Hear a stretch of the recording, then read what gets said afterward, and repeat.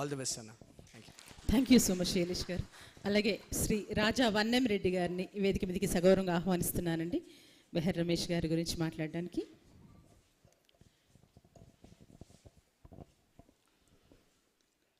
అందరికీ నమస్కారం అండి. నేను కరోనా ముందు వరకు మెహర్ రమేష్ గారిని చాలా దూరంగా చూశాను, అందరూ చెప్పుకోవటమే కానీ ఇప్పుడు ఆయనతో నాకు డైరెక్ట్ ఇది లేదు. కానీ ముక్కుకి గుడ్డ కట్టుకొని ఇంట్లో భార్య భర్తతో మాట్లాడటానికి, భర్త భార్యతో మాట్లాడటానికి, తల్లిదండ్రులు కూడా దూరంగా పెట్టి ఎక్కడో ఉన్న టైంలో కరోనా విషయంలో ఆయన చేసిన కార్యక్రమం చూస్తే చాలా వండర్ అయిపోయాను. దానికి తోడుగా మన యాక్చువల్గా ఒక ఫండ్ వచ్చిన తర్వాత దాన్ని ఎలా చేయాలి, ఎలాగ పంచాలి, ఎక్కడ మిస్ అవ్వకూడదన్న ఆ కార్యక్రమాన్ని వారిద్దరూ సార్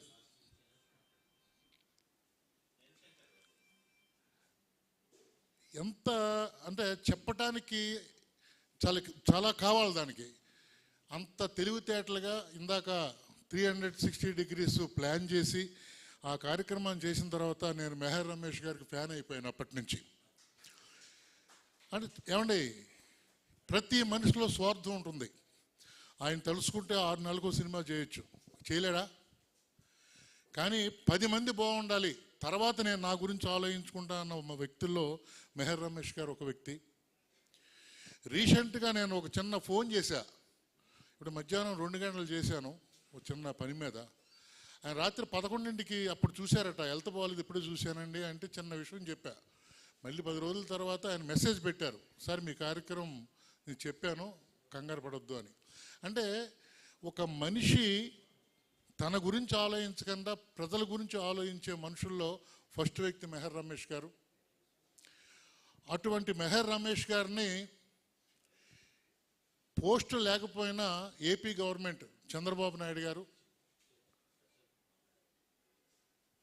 పవన్ కళ్యాణ్ గారు, బాలకృష్ణ గారు ఒక పోస్ట్ క్రియేట్ చేసి ఆ పోస్ట్లో ఎందుకు పెట్టారు అనే దానికి డెఫినెట్గా ఆంధ్రప్రదేశ్లో మన ఫిల్మ్ ఇండస్ట్రీ ముందుకు ఎక్కువ స్ప్రెడ్ అవ్వాలి అనే థాట్లోనే చేశారు.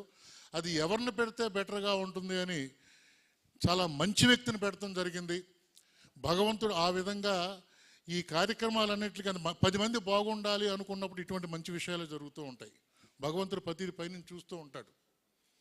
అది మెహర్ రమేష్ గారి విషయంలో జరిగింది. డెఫినెట్గా మన డైరెక్షన్ డిపార్ట్మెంట్ మద్రాసులో ఎలా అయితే డైరెక్టర్ కాలనీ ఉందో అది కూడా డెఫినెట్గా మెహర్ రమేష్ గారు చేస్తారు, ఆయన ఆ నమ్మకం ఉంది. లేదు కూడబడి చేయించుకుంటాం, ఎందుకంటే మనందరికీ అది ఉంది కాబట్టి. డెఫినెట్గా మెహర్ రమేష్ గారిని ఆ పోస్ట్లో కూర్చోబెట్టి మనందరికీ బాగా ఒక మంచి మనిషిని మంచి త్రోలో వెళ్తున్నందుకు చాలా సంతోషంగా ఉంది. ఈ కార్యక్రమంలో ముఖ్యంగా ఆదిత్య గారు ఏ విధంగా వాడిని సన్మానం చేసుకోవాలి అనుకుంటున్న టైంలో ఒక 99 టీవీ మన మ్యూజిక్ రిషి మ్యూజిక్ వాళ్ళతో కలిసి ఈ కార్యక్రమం ఇంత గ్రాండ్గా ఏర్పాటు చేయటం చాలా ఆనందంగా ఉంది. మళ్ళీ మెహర్ రమేష్ గారు, ఆ భగవంతుడు డెఫినెట్గా మీకు ఇంకా ఇంకా ఇంకా ఇంకా 10 మందికి ఇంకా ఎలా హెల్ప్ చేయాలి, ఇంకా 1000 మందికి ఎలా చేయాలి, 1,00,000 మందికి ఎలా హెల్ప్ చేయాలి అనే పోస్ట్ని మీకు ఆ భగవంతుడు డెఫినెట్గా ఇస్తాడని కోరుకుంటూ, మద్రాసులో ఉన్నప్పుడు